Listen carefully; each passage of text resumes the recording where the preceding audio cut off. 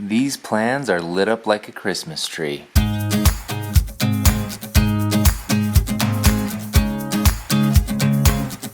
Hey there, dreamers. It is 3:15 in the morning, and you're probably wondering what I'm doing awake. Well, we are meeting with our electrician in less than 5 hours out at the house to show him all the different lights that we want, and outlets, and switches, and everything.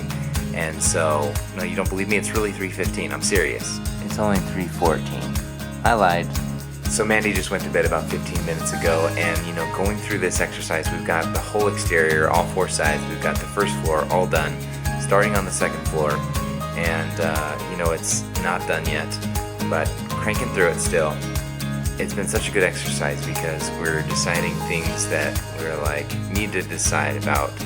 Yeah, there's so many things when you're thinking about where you want to put outlet switches and can lights, and if you're trying to do coffered ceilings, you need to determine what kind of coffer and where that's going to be so that you don't have can lights right in the way, but so that they're centered on the spaces between those coffers. Anyway, kind of crazy. I mean, I think we've been working on this for about 5 hours solid. So I don't know if we're just too particular about how we want it to be, but we're being very detailed. If you didn't see on the little intro, we've got all these colored pencils and it's all color coded. So as we place dots and dashes and all these things, this will be a little diagram for the electrician. Now I doubt hardly anyone else building a home does this for the electrician. But we are pretty particular and we do want it just right. And so that's how we decided to tackle it. And then to add more to it so that if there is any confusion whatsoever, here on the computer you'll see I've got the same color coding, and room by room I'm essentially telling them, how many of each light there are and totaling the lights. Sorry, I'm on the second floor, which I haven't done yet. There we go. Okay, cool. So here on my Word doc, I've got the same color coding and the number of lights, pendants, sconces, outlets in every single room, and it totals everything.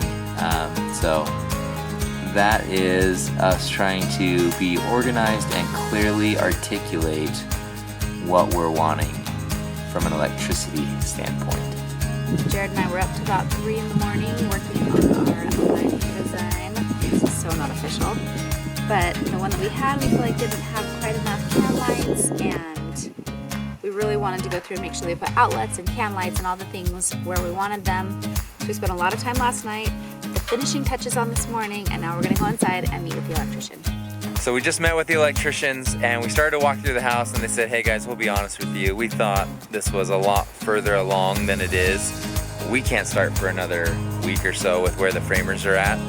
So we ended up not going through the whole house, but just asking some important questions to be able to, think more about the lighting and all that stuff. We have a clear idea too of the outlets you have to have every 12 feet, but 6 feet within every door.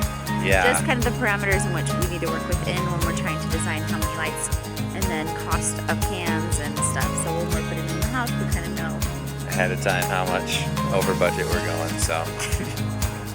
So one thing they asked us for is, hey, you got all your the layout and design of your cabinets done, and we're like, no. Well, we kind of have a rough idea, but we haven't met with a designer, and we have the layout in our head now, and that I think was a big feat. We had the layout in our head. What we're gonna do since we're out here is we are going to take our little chalk and go draw it out inside and make sure we're good with it, and just kind of finalize that. And then we wanted to put peaks, like lights, can lights in the peaks, in all of these peaks, on the front anyway. And he said that was kind of abnormal. We definitely found some online. Well, and I guess what happens is they have to put a flat piece at the top of the peak, which may end up showing from the front of the house. It wouldn't look good, so but I feel like the peak, the height inside is tall enough that... That's kind of that probably. Oh, but you know what? The soffit comes down. I don't know, but yeah, so Anyway, we might drive around. There are a lot of beautiful houses around here, so we might do a little driving and kind of look at just the details when you look at a house when you're not building. You don't realize, okay, that's where they put all the cans and that's how they did that. And there's just so much to it, so. Wish us luck. All right, so we did some driving around some neighborhoods and found that really there are no homes with lights in the peaks. That's kind of a rare thing that we saw on house. Dangerous place to go if you're building a home. So we're gonna remove those, simplify it, make it easier. But yeah, we didn't get to do what we thought we were gonna do today. So what we're gonna do is we're gonna pause and we're gonna save this footage, and then we will jump right back in a week or two when the framers are wrapped up and the electricians really have the house at a stage where they want it to be before they come in and wire everything up. So To be continued. to be continued.